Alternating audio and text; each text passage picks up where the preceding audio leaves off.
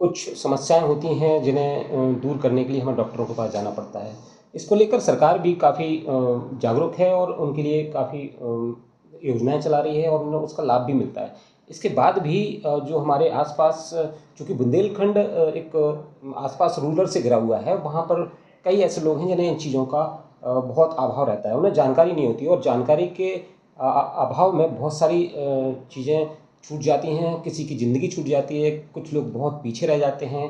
इसी चीज़ के लिए आज हम जानकारी जो हम जुटाएंगे वो हम आज डॉक्टर साक्षी जी के साथ हैं मौजूद यहाँ पर, और उनके द्वारा जानेंगे कि किस तरीके से महिलाओं की जो आम समस्याएं होती हैं उन्हें किस तरीके से निपटाया जाए और उनसे कैसे निपटा जाए और उनके लेकर आगे कैसे स्वस्थ बच्चे और माताओं का ध्यान दिया जाए, जिसको लेकर मृत्यु दर, जो माताओं की जो मृत्यु होती है उसको लेकर कम किया जाए और आगे उन्हें स्वस्थ किया जाए और एक जागरूकता का जो प्रचार प्रसार है वो किया जाए। तो उसके लिए हम डॉक्टर साक्षी जी से बात करेंगे। आइए मैम। डॉक्टर साक्षी श्रीवास्तव, कंसल्टेंट गायनेकोलॉजिस्ट और आईवीएफ स्पेशलिस्ट और इनफर्टिलिटी स्पेशलिस्ट हूँ।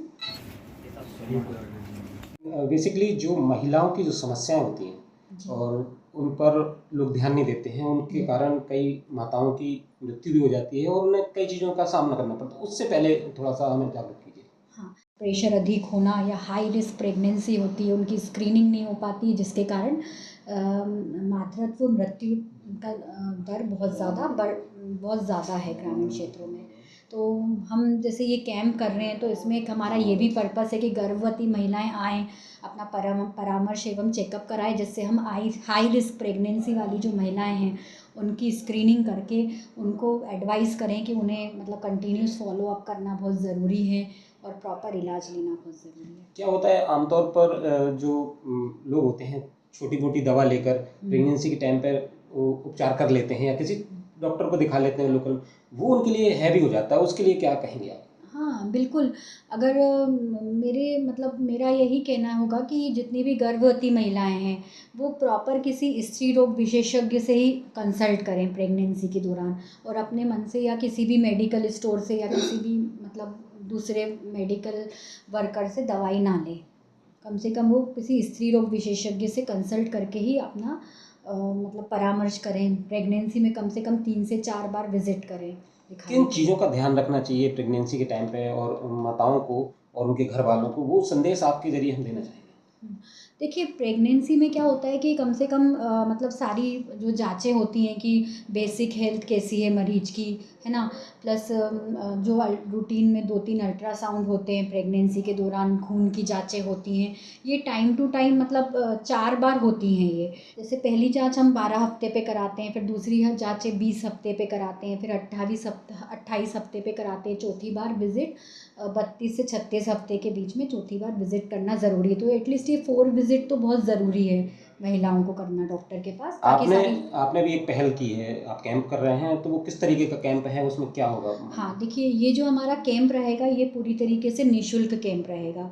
इसमें मुख्यतः मैं स्त्री रोग विशेषज्ञ हूँ, जिसमें महिलाओं का जो चेकअप होगा वो परामर्श और चेकअप बहुत बिल्कुल फ्री रहेगा, और इवन दवाइयाँ भी हमारी बहुत अधिक मात्रा में हम लोगों ने हम लोग वितरण करेंगे। दवाइयाँ भी बहुत अधिक मात्रा में हम लोग वितरण करेंगे, जिससे लगभग सभी मरीजों को फ्री में दवाइयों का भी लाभ मिलेगा, और बहुत ही बल्क में पैथोलॉजी की जांचें भी होंगी, जिससे लगभग सभी को फ्री में जांचों का भी फ़ायदा मिलेगा। इस तरह का कैंप आपने और भी लगाए हैं या ये पहला कैंप हुआ था? हाँ, एज अ प्राइवेट प्रैक्टिशनर तो ये मेरा पहला कैंप है, पर पहले भी मैं जिन संस्था में काम करती थी वहाँ पर मैंने काफ़ी सारे कैंप किए हैं। तो आगे इस तरह के कैंप और भी लगाएंगे क्या? हाँ, बिल्कुल लगाएंगे। अगर हमें लगेगा कि हमारे इस कैंप से ग्रामीण लोगों को बहुत ज़्यादा फ़ायदा मिल रहा है, उनकी जागरूकता बढ़ रही है, तो हम बिल्कुल इस मोस्टली क्या होता है कि हॉस्पिटल्स में जांचों से लोग बचते हैं, महंगाई, दवाएं, ये सब चीज़ें हैं, तो बात आती है कि हम कहाँ जाएं, किस हॉस्पिटल में जाएं या हम किस डॉक्टर से मिलें। तो वो चीज़ें के लिए आप कुछ पेशेंट्स वगैरह के लिए कुछ डिस्काउंट आगे करेंगे? हाँ, बिल्कुल करेंगे। जैसे हमारे पास जो नंदनपुरा वाला मेरा क्लिनिक है, झांसी में इस तरह के कई डॉक्टर और भी हैं, हाँ हाँ, तो लोगों को डॉक्टर साक्षी के पास ही क्यों होना चाहिए? हाँ, देखिए ऐसा है कि एक तो ये है कि हमारा जो मेन उद्देश्य रहता है वो बिल्कुल नहीं रहता है कि हम मरीजों के पैसे लें या मतलब एक प्रोफेशनल एटीट्यूड नहीं रहेगा। हमेशा ये है कि सेवा के भाव से हम लोग मैं सेवा करना चाहूँगी सब मरीजों की, इसलिए हाँ, आप आ चूँकि सकते अब हैं। लोगों को एक डर है कि हम जी, जी। हॉस्पिटल जाएँगे तो ये जाँचें होंगी, फिर उसके बाद हमें ये सामना करना पड़ेगा, फिर मतलब बहुत सारे कॉन्सेप्ट लोगों के दिमाग में होते हैं। उसको लेकर हम आपसे डिस्कशन इसीलिए कर रहे हैं कि जो लोगों के बेसिकली जो कॉन्सेप्ट रहते हैं दिमाग में वो दूर हो जाएँ।